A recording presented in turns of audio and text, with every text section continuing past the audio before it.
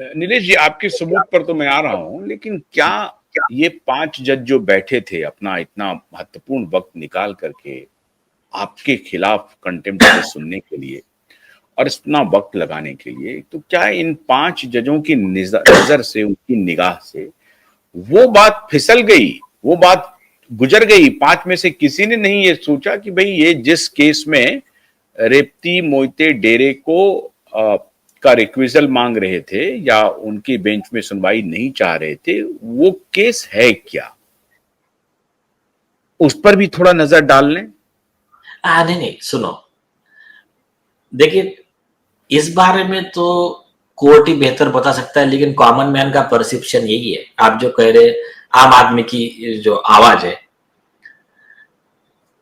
कि एक लड़की का गैंगरेप हुआ, उसका मर्डर हुआ, उसके बाद में सुशांत सिंह राजपूत का मर्डर हुआ, तो ये जो आरोप है उसके proof, phone record, call details, eye witness, ये ज्यादा बड़ा मसला नहीं।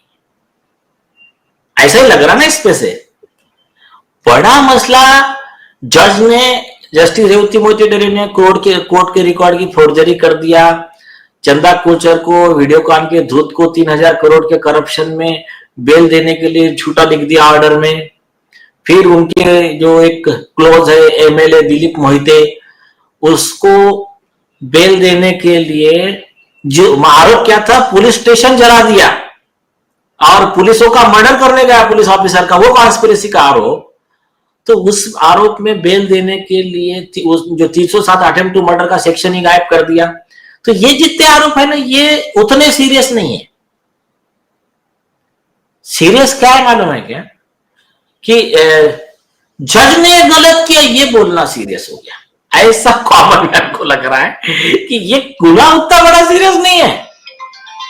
इस बारे में कह रहा हूं कि मैं फिर भी मैं 5 जजों के ये जो एक्शन है, मैं उनको वैलिडेट करता हूं, मैं उनके साथ खड़ा हूं इस सारे एक्शन के खिलाफ। वो करना चाहिए उनको, क्योंकि आपने भैया एक जज के खिलाफ हार्श शब्द का इस्तेमाल किया है। ठीक है, ये उनका अधिकार है, वो आपसे पूछ सकते हैं कि आपने इन शब्दों का इस्तेमाल करके इंस्टीट्यूशन, जो जस्टिस का जो इंस्टीट्यूशन है, उसको डिमीन करने की कोशिश की, उसकी साख पर बट्टा लगाने की कोशिश की और पब्लिक में भरोसा कम करने की कोशिश की। बड़ा ही अच्छी बात है, मैं आपकी बात से इत्तेफाक रखता हूं। लेकिन साथ ही साथ वो 5 जज ये भी कहते कि ये जो इनका जो एलिगेशंस है उस पर भी सुनवाई हो और उस बात पर भी सुनवाई हो कि जो पिटीशन ये लेकर के आना चाहते थे, जिस पर इनको आपत्ति थी कि इस पिटीशन पर इनकी अदालत में हमको न्याय नहीं मिलेगा, तो वो पिटीशन था एक एफआईआर रजिस्टर करने की। उस पर भी 5 जजों को संज्ञान लेना चाहिए। ये किसी लॉ की परिधि में नहीं आता है कि उस पर भी संज्ञान लेना चाहिए कि भाई उस केस का जो असल में इनका एप्लीकेशन है उसका क्या स्टेटस है। क्या इस मामले में 5 जज कोई कोई इस तरह का नोटिस सर्व कर सकते थे? तो शायद जनता में शाख और बनती, साथ ही साथ हो सकता था एक साथ आपको भी नोटिस आता और उधर भी नोटिस जाता।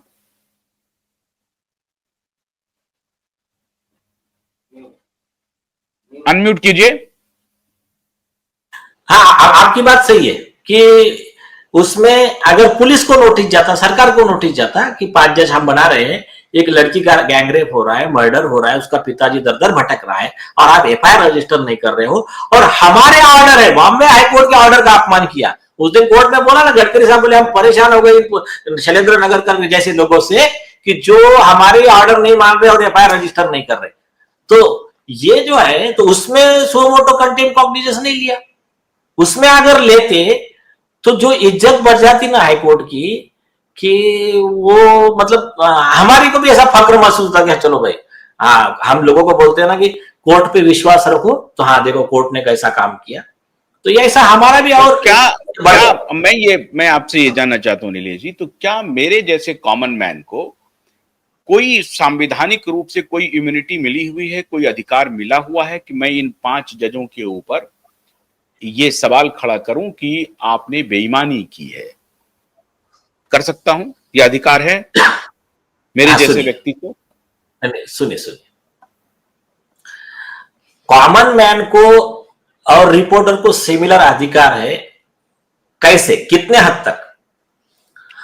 आप बिल्कुल, डॉक्टर बाबा साहेब आंबेडकर का एक जजमेंट है, उसके ऊपर सुप्रीम कोर्ट ने जजमेंट बाबा साहेब आंबेडकर का कोर्ट है, उसको कोर्ट करके अभी लेटेस्ट जजमेंट दिया, सुप्रीम कोर्ट के जजमेंट है कि जज ने एखादा आदेश दिया तो आदेश पालन करना एक अलग चीज है, लेकिन आदेश का मैं सम्मान नहीं करूंगा, ये आपका आदेश गलत है, ये बोलने का अधिकार किसी से भी छीना नहीं जा सकता।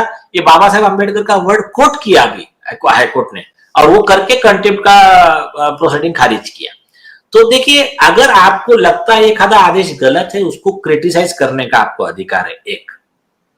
अब जजेस के कंडक्ट पे अगर आपने इसमें बेईमानी की, आपने इसमें करप्शन किया, ये बोलने के लिए सुप्रीम कोर्ट ने गाइडलाइन दी है कि ये आप नहीं बोल सकते, एक्सेप्ट मतलब राइडर दिया, अगर आपके पास सबूत है तो। अगर सबूत है तो बिंदास बोलिए। मैं आपको उदाहरण दिखाता हूं। जस्टिस यशवंत वर्मा है, यशवंत वर्मा को करप्ट बोलना, ये भ्रष्ट जज है बोलना, ये गुनाह नहीं है क्योंकि उसके खिलाफ में प्रूफ है। लेकिन आप दूसरे कोई भी जज को बोल दोगे ये जज करप्ट है, आपके पास सबूत ही नहीं है, तो फिर वो कंटेम्प्ट भी हो सकता है और डिफामेशन भी हो सकता है।